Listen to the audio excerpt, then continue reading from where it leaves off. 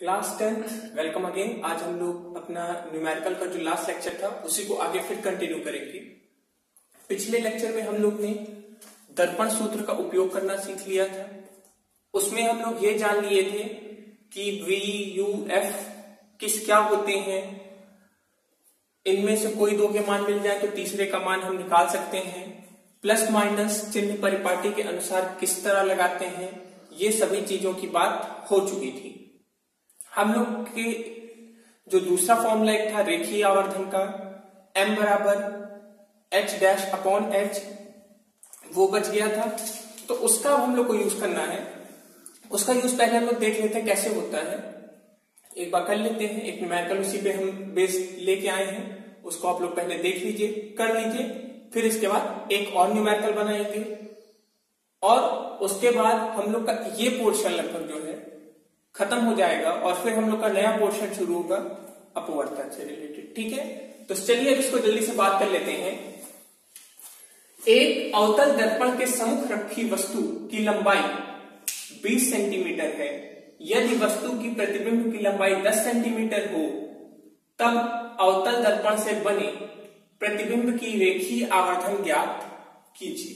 ठीक है, तो सबसे पहले हम क्या करते थे, हमेशा जो करेंगे फिर से यहां पे भी वही करेंगे, हल लिखेंगे।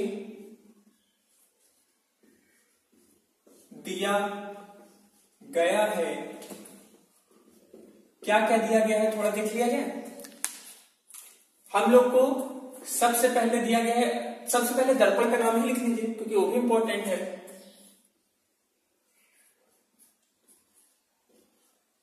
अवतल दर्पण के लिए, ठीक, अवतल दर्पण है ये हमारा। क्या दिया गया है यहां पे, वस्तु की लंबाई, वस्तु की लंबाई कितनी है, वस्तु की लंबाई, वस्तु की लंबाई है h डैश, जिसको हम h डैश से लिखेंगे, कितना है हमारा 20 सेंटीमीटर। और आगे क्या दिया जा रहा है, यदि वस्तु के प्रतिबिंब की लंबाई, मतलब हमको वस्तु की भी लंबाई दे दी है और प्रतिबिंब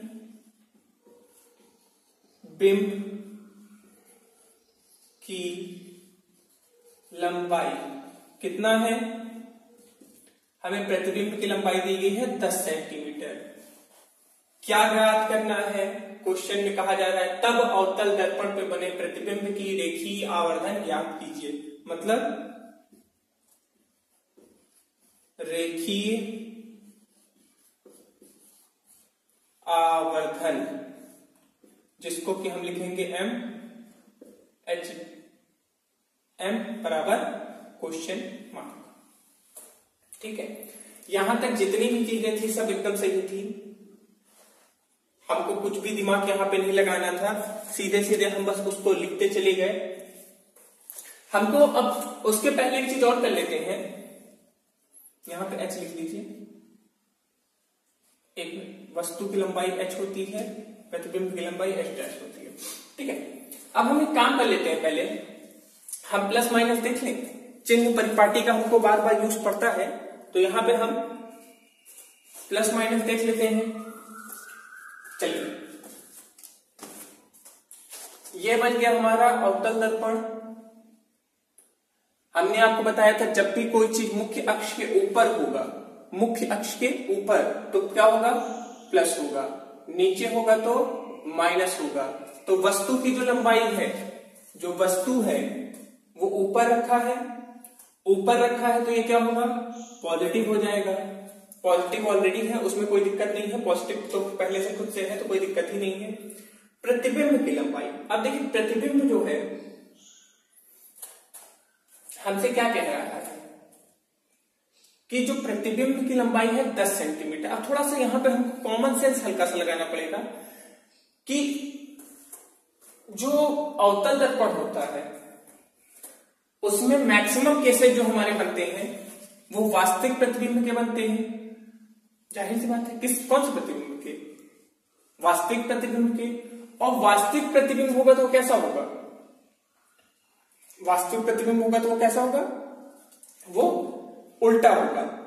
तो यहां पे जो प्रतिबिंब की लंबाई है उसको हम क्या ले लेंगे, माइनस ले लेंगे। बोलो आई बात समझ में नहीं? अगर आभासी होता तो आभासी प्रतिबिंब हमेशा ऐसे बनते हैं,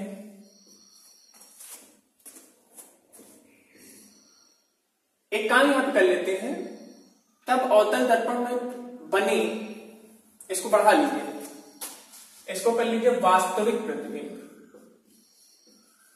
वास्तविक प्रतिबिंब का रेखीय आवर्धन, इसलिए मैंने वास्तविक कर दिया क्योंकि ध्यान दीजिए वास्तविक अगर होगा तो प्रतिबिंब ऐसा बनेगा, उसका चिन्ह माइनस हो जाएगा। आभासी बनेगा तो सीधा रहेगा, ऐसे हो जाएगा, उसका साइन क्या हो जाएगा, पॉजिटिव हो जाएगा। तो इसीलिए हमने वास्तविक करके इसका साइन क्या कर लिया, माइनस कर लिया। अब रेखीय आवर्धन का सूत्र आप लोग जानते ही हैं, रेखीय आवर्धन m बराबर h डैश अपॉन h होता है।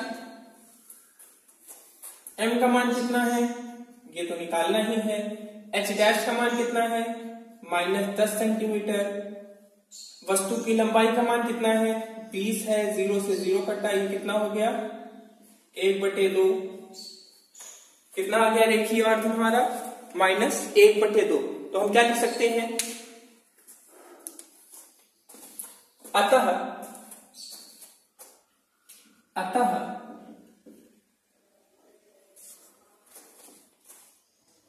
अवतल दर्पण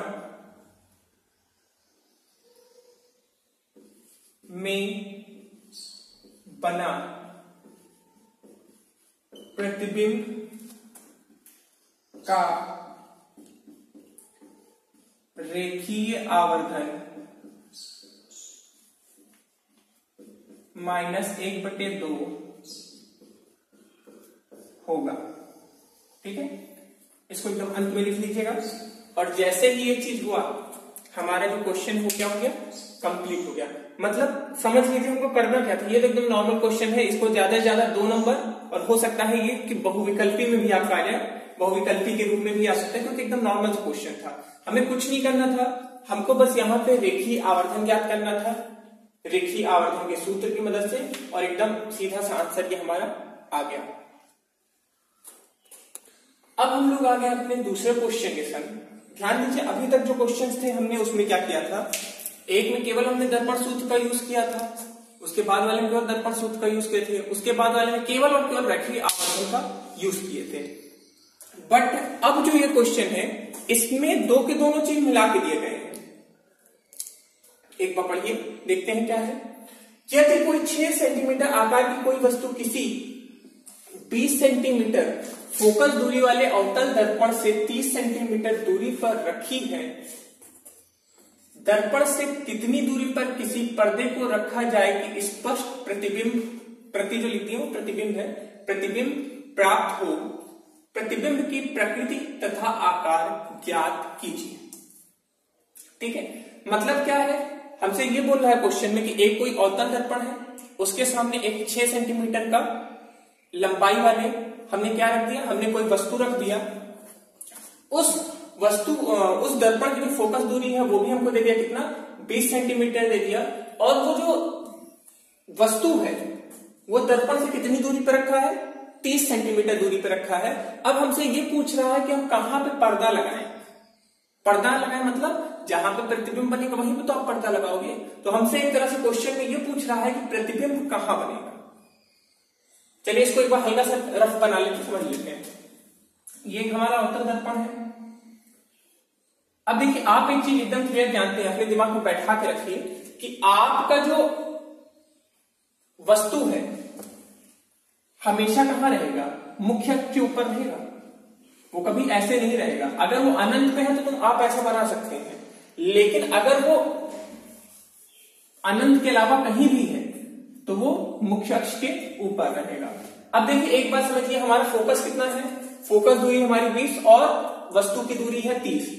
मान लेते हैं ये 20 है F, ये कितना हुआ 20 सेंटीमीटर, तो वस्तु को यहां नहीं थोड़ा और आगे इधर कहीं बना देते हैं, चलिए यहां हो गया, ये हो गया हमारा 30 सेंटीमीटर। बोलिए कोई दिक्कत, U बराबर 30 सेंटीमीटर। हमको ज्ञात क्या करना है, V। तो आप भी जानते हैं U और F दिया गया है, V निकालना है तो कौन सा सूत्र लगाएंगे, दर्पण सूत्र लगाएंगे, तुरंत हो जाएगा। चलिए जल्दी से टाइम वेस्ट नहीं करते हैं, जो जो चीजें क्वेश्चन में दी गई हैं वो कर लेते हैं हल। दिया गया है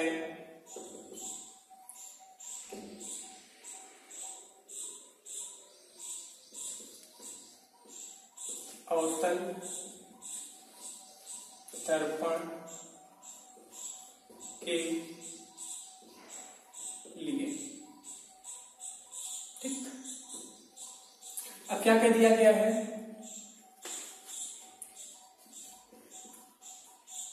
वस्तु की ऊंचाई h बराबर कितना 6 सेंटीमीटर। अगला क्या है, सीधे फोकस दूरी लिखते हैं, अवतल तो पहले लिख दिए हैं, सीधे हम इसको क्या लिख सकते हैं, फोकस दूरी f बराबर कितना 20 सेंटीमीटर। फिर उसके बाद क्या है, अवतल दर्पण से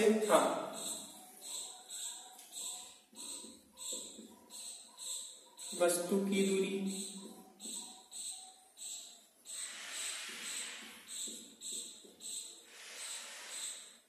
U बराबर 30 सेंटीमीटर, ठीक है। इतनी चीज है अभी। अब देखिए यहां पर हमसे पूछा प्रतिबिंब की प्रकृति तथा आकार, मतलब हमें V भी निकालना है और H डैश भी निकालना है। V मतलब प्रतिबिंब की दूरी, H डैश मतलब प्रतिबिंब की ऊंचाई, दो के दोनों चीज को निकालना है। शुरू किया जाए करना क्वेश्चन। तो सबसे पहले हम क्या करेंगे, सबसे पहले हमसे पूछ रहा है कि हम वस्तु दर्पण से कितनी दूरी पर किसी पर्दे को रखा जाए कि स्पष्ट प्रतिबिंब प्राप्त हो, मतलब जहां पे प्रतिबिंब बने। तो ठीक है, सीधे से हम लगाएंगे दर्पण सूत्र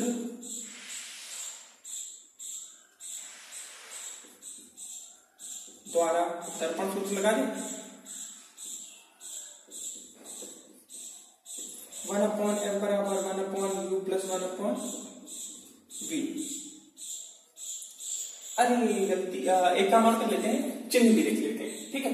वस्तु की ऊंचाई मुख्य अक्ष के ऊपर होगी, वस्तु की ऊंचाई हमारे कहां होगी, मुख्य अक्ष के ऊपर होगी। और जब भी कोई चीज मुख्य अक्ष के ऊपर होता है तो उसको हम प्लस में रखते हैं, प्लस में है कोई दिक्कत नहीं। फोकस दूरी की बात करते हैं। फोकस हमारे ध्रुव के दाएं साइड है कि बाएं साइड है, इस तरफ है, इस तरफ होगा तो क्या होगा, प्लस के माइनस। इधर जाहिर सी बात, इधर जब भी रहेगा तो माइनस रहेगा। वस्तु भी इसी तरफ है तो इसका भी चिन्ह क्या होगा, जब भी कोई चीज मुख्य अक्ष के इस साइड रहेगा वो किसमें रहेगा, माइनस में रहेगा। तो ये दो के दोनों किसमें आ गए, ये दो के दोनों माइनस में आ गए, ठीक है। अब मान रखा जाए यहां पे f का मान कितना है, f का मान -20 है, u का मान कितना है -30 है, 1/v। इसको यहां रखते हैं।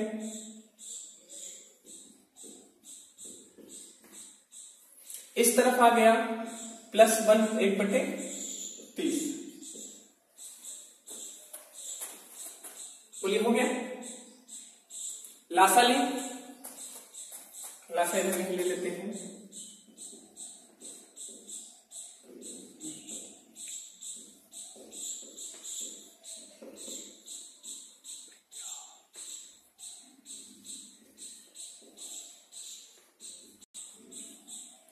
तो लासा कितना आ गया, 2 दूनी 4, 4 15 के 60, तो हमारा जो लासा आ गया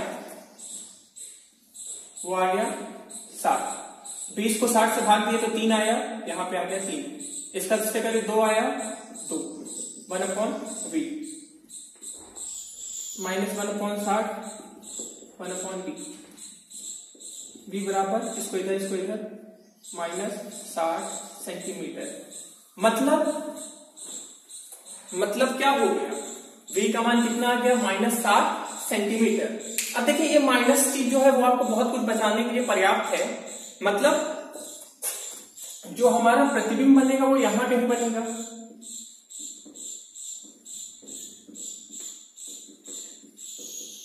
यहां कहीं बनेगा, तो जाहिर सी बात है वास्तविक इस तरफ बनेगा तो वास्तविक बनेगा, वास्तविक है तो उल्टा। बट अभी हमारा काम नहीं खत्म हुआ, अभी हमको b का मान पता लगा लेकिन h का मान अभी भी हमको नहीं पता है। तो अब क्या करें अब हम रेखीय आवर्धन सूत्र का यूज करेंगे। रेखीय आवर्धन सूत्र द्वारा, ठीक है। इसका सूत्र आप जानते हैं, m बराबर h'/h माइनस b/u, ये भी एक सूत्र था।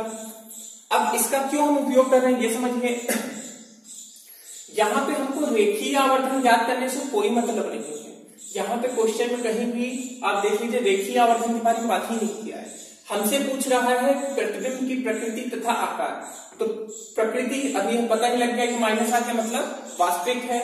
आकार की बात करें तो दूरी कितनी दूरी पे है वो ये भी पता लग गया, लेकिन उसकी ऊंचाई कितनी है वो हमको निकालना है। तो हम क्या करेंगे,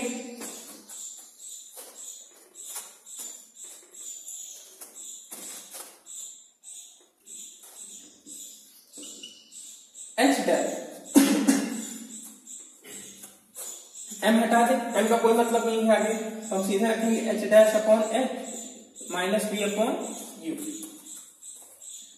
h' का मान क्या है देखिए, h' का मान की अगर हम बात करें तो h' का कोई मान नहीं है, h' को h' ही रख देते हैं अपॉन h। h का मान क्या है देखिए, h का मान है 6 माइनस b देखिए अभी यहाँ पे आया है माइनस अपॉन u का मान क्या है -30, ठीक है। बोलो कोई दिक्कत नहीं। माइनस माइनस में से प्लस बन गए, 60 ने 30 को काट दिया, या इसको भी माइनस से माइनस भी काट देते हैं, माइनस कर दीजिए, 60 से 1 कट गया, -2 गुणे 6 कितना हो गया -12।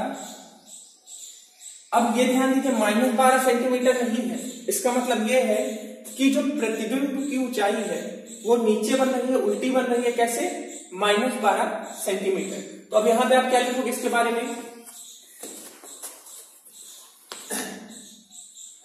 अतः प्रतिबिंब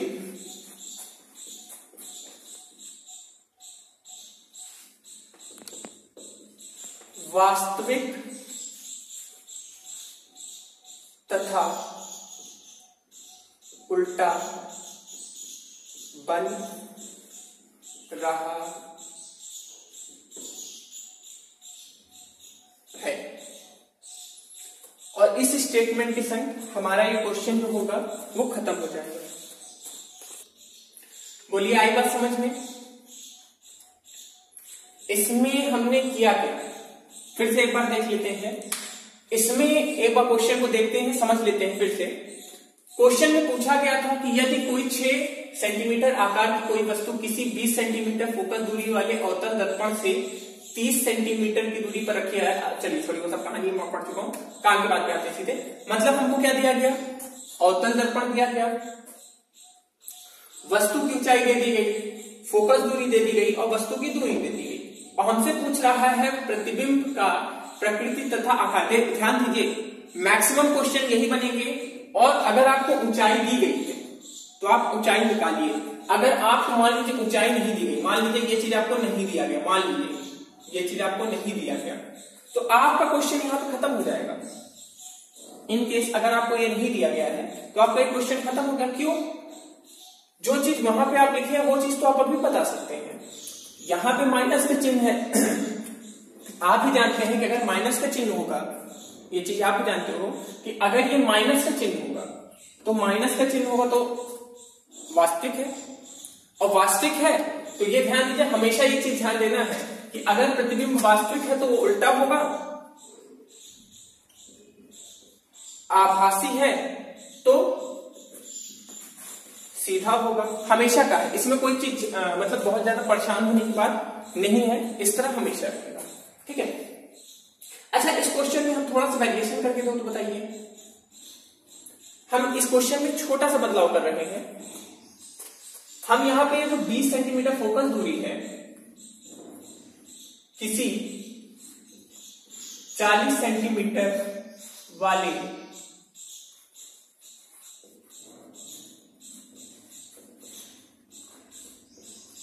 वक्रता त्रिज्या, हमने क्वेश्चन में चेंज कर दिया है। पहले क्वेश्चन में क्या था? पहले क्वेश्चन में वहीं पे फोकस था, अब हमने क्या कर दिया है 40 सेंटीमीटर वाली वक्रता त्रिज्या। तो अब क्या हो जाएगा बताइए? क्या क्वेश्चन बदलेगा? कुछ नहीं बदलेगा, बस एक कैलकुलेशन बदलेगी। क्या बदलेगी चलिए देखते हैं। जहां पे फोकस दूरी थी हम वहां पे लिखेंगे वक्रता त्रिज्या बराबर 40 सेंटीमीटर, और आपको एक संबंध हम पढ़ाए थे कि F बराबर C/2, मतलब आपकी जितनी भी वक्रता त्रिज्या दी गई है उसको क्या कर दीजिए, आधा कर दीजिए, और आधा आप करेंगे तो आपको क्या मिल जाएगा, इसको हम क्या कर देंगे, आधा कर देंगे। आधा करने का सेंस समझ रहे हैं कि जो भी हमारी वक्रता त्रिज्या हमको दी गई है, जो भी हमारी वक्रता त्रिज्या है उसको आधा कर देंगे तो हमको क्या मिल जाएगा, फोकस मिल जाएगा। ध्यान दीजिए, अगर क्वेश्चन में आपको वक्रता त्रिज्या दी जाती है, फोकस की जगह वक्रता त्रिज्या दी जाती है, तो ध्यान दीजिए आपके पास दो सूत्र हैं। अगर आपको प्रॉपर्ली ध्यान हो तो आपके पास दो सूत्र हैं, केवल और केवल हमारे पास दो ही तो सूत्र ही हैं, 1/f बराबर 1/u प्लस 1/v। दूसरा सूत्र कौन सा है, m बराबर माइनस h-h माइनस v/u। इतना ही तो हमारा सूत्र ही है, इसके अलावा कुछ हमारे पास है थोड़ी। तो c का यहाँ पे कोई यूज है नहीं, लेकिन यहाँ क्वेश्चन में c दिया गया, मतलब क्या है, c का उनका मतलब ये था कि c का उपयोग करके हम क्या कर ले, फोकस निकाल ले। इसको ऐसे भी लिख सकते हैं, इसको हम ऐसे भी लिख सकते हैं। बोलो आई बात समझ में? तो अगर इसको आप 2-3 बार देखेंगे तो हो सकता है